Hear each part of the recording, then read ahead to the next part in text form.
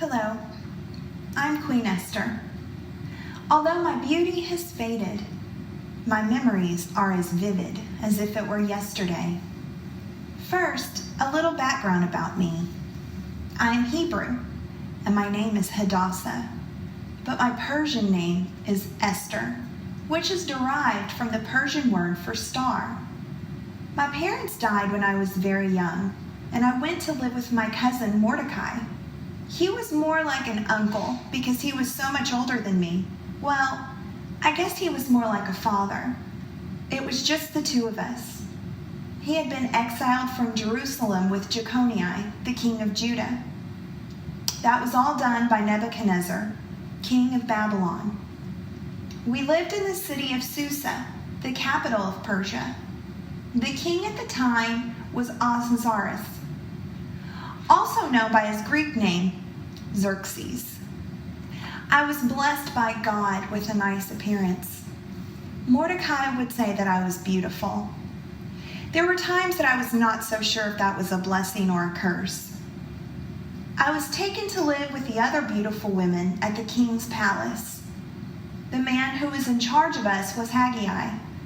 He thought I was very beautiful, and he liked everything about me. So I was promoted to the best place in the harem and was given 7 maids and all the food and cosmetics that I needed. I did not tell anyone that I was a Hebrew. Mordecai thought it best that we keep that little bit of information a secret. The king was a very powerful man, and there was a great fear of him. We had all heard the story of his wife Vashti. She had refused to come before the king and his men when they were drinking and wanted her to parade around and display her beauty. He did not want her to get away with that behavior and be an example to other women that they could stand up to their husbands. So she was banished from the king's presence and eventually removed altogether. That is why Haggai was setting up the harem, to find a replacement for the queen. We were kept there for 1 year. Mordecai was concerned about me, and he would walk by the palace every day to find someone to talk to and ask about me.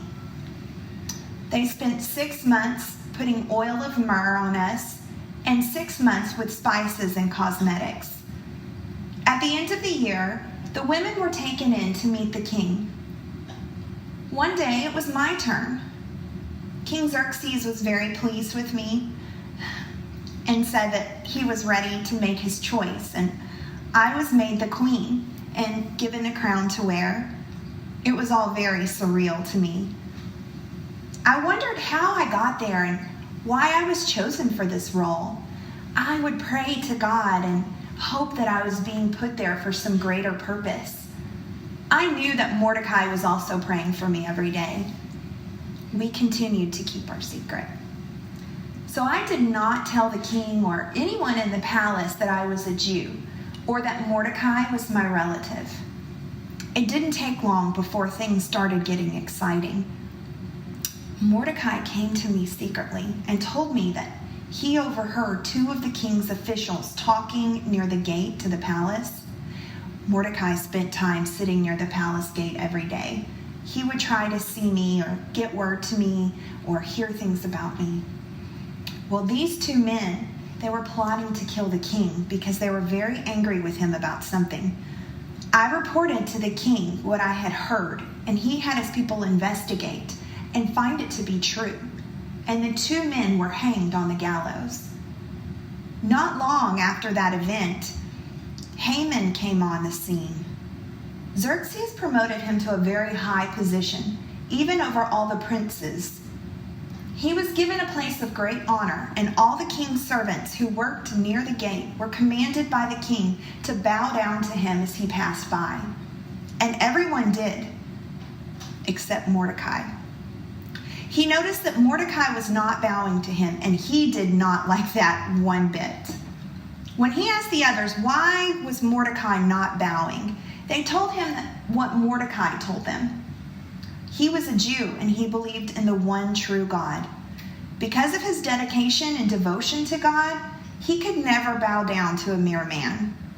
This infuriated Haman, who really knew nothing about the Jewish people, but he hated Mordecai.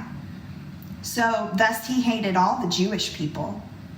In fact, he began to plot to kill all the Jews in the entire kingdom. He made his case before the king and made it sound like the Jewish people would not obey the king's laws and decrees. And he made the king believe that they should all be destroyed. He even offered to pay a lot of money and put it into the king's treasuries. So then the king used his signet ring and signed an edict that was sent all over the kingdom that all the Jews were to be destroyed on one particular day. So everyone in the provinces knew about it because it was made into a law. All of Susa was in a state of confusion. When Mordecai heard about it, he tore his clothes. He put on sackcloth and ashes and walked around the city crying very loudly and bitterly. I was in anguish over Mordecai when I heard what he was doing, and I wanted to comfort him and had clothes sent to him, but he would not receive them.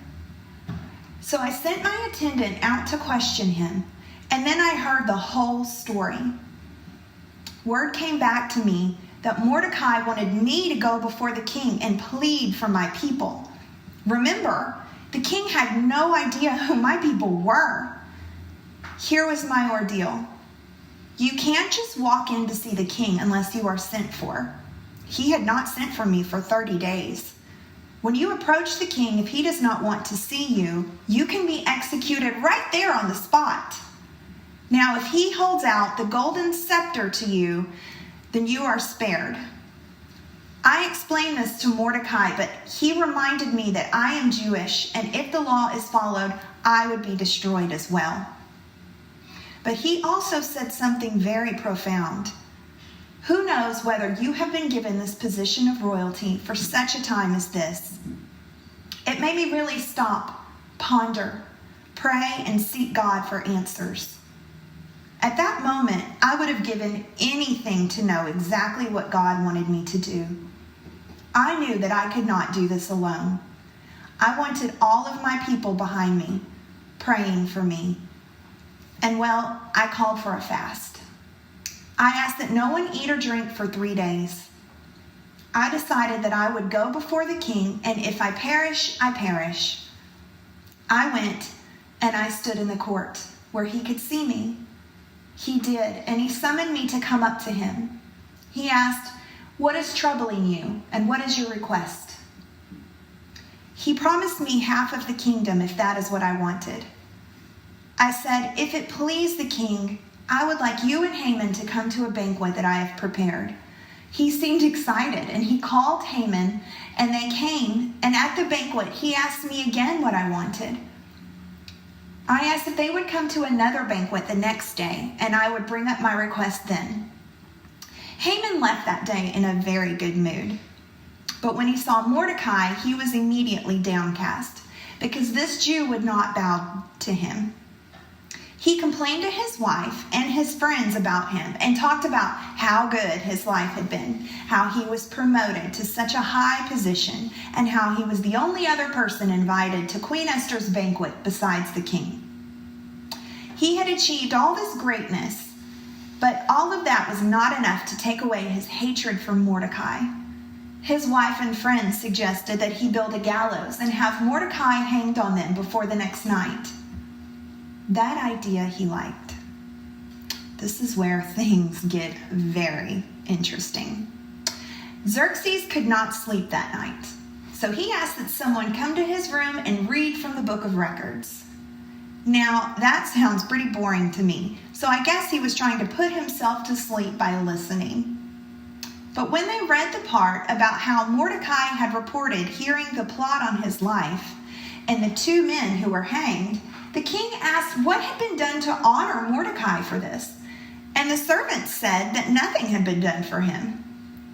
Right at that moment, Haman was entering the court to talk to the king about hanging Mordecai on the gallows. When the king heard that Haman was there, he sent for him. And before giving him a chance to speak, the king began to ask him questions. What should be done for the man that the king desires to honor? Well, of course, Haman thought, who else would the king want to honor besides me? So this is what he said. I think the king should let him wear a royal robe that the king has worn, and let him ride on a royal horse and place a royal crown upon his head. Have your princes lead the horse through the city square and proclaim, this is a man being honored by the king. The king said, go quickly and do exactly that, everything that you have said. So Haman did it because he was commanded to. But afterward, he went home to his wife very upset. But he did not have time to recover before they came to bring him to the banquet. I could tell that Haman was not in quite as cheery a mood as he had been the night before. Well, the king was just like he was the night before, asking me what I wanted and how he would give me up to half of his kingdom. So I just spit it out. I told him that I wanted my life back and the life of my people. I told him that we were all to be annihilated, and he seemed shocked and asked me who would presume to do such a thing. So I pointed to Haman and said, this wicked Haman, he has persuaded you to have us all killed. The king got up and stormed out in anger to the palace garden to think, and Haman was in full panic mode at this point. He began to plead and beg for his life as he could see how angry this had made the king. The king walked back in just as Haman was falling on me where I was reclining on the couch. He was begging and pawing at me to please help him. Xerxes saw this and shouted, would you even assault the queen in my house? Soon the guards were covering Haman's head and he was being removed. Someone told the king about the gallows that had been built that day for Mordecai, and the king ordered that Haman be hung on them. That was the day that everything became known to the king. I told him who Mordecai was to me, and so I was given Haman's house, and Mordecai was promoted. My people still had enemies, but with a new edict from the king, the Jewish people were able to rise up and fight and win. And then, after we celebrated the Feast of Purim, Mordecai became second only to the king. There is so much more to the story, but I think you can see how mightily God worked and how he used me, a simple Hebrew girl, to be raised up at such a time as this so that I could save my people.